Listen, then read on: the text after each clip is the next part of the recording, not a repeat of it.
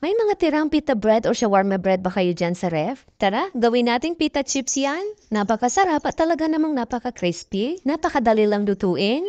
At tsak na uulit-ulitin mo ito pag natikman mo. Kaya tara, gawa na tayo ng pita chips. At dito, meron tayong pita or shawarma bread.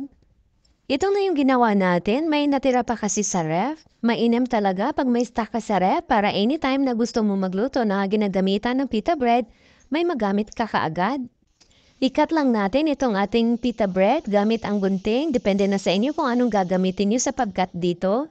3 pita bread lang ang gagamitin ko. 2 lang kasi kaming kakain, so sakto lang ito sa amin. Mas madali po pag gunting ang gagamitin sapagkat ditong pita bread natin. Pwede nyo rin po gayahin yung recipe natin sa pita bread para may magamit kayo dito sa pita chips natin. Ayan, sa 3 pita bread lang, ang dami nang magagawa, oh. So, i-ready na natin ang ating kawali. Lagyan lang natin ng mantika. At kapag mainit na, pwede na natin ilagay ang ating mga pita bread.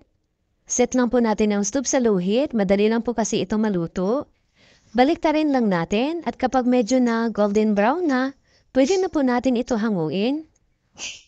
At ayan na, luto na ang ating pita chips. At para mas lalong sumarap ang ating pita chips, lagyan lang natin ng flavor. At barbecue po ang ginamit kong flavor dito. Maglagay muna tayo ng konti. I-mix-mix muna natin ito. Tsaka tayo magdagdag ng flavor pag medyo nakulangan tayo sa lasa.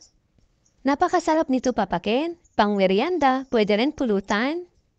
Mas makakatipid kayo dito kaysa bumili pa ng chips. Mahal na, konti pa ang laman. Maraming salamat hanggang sa susunod po.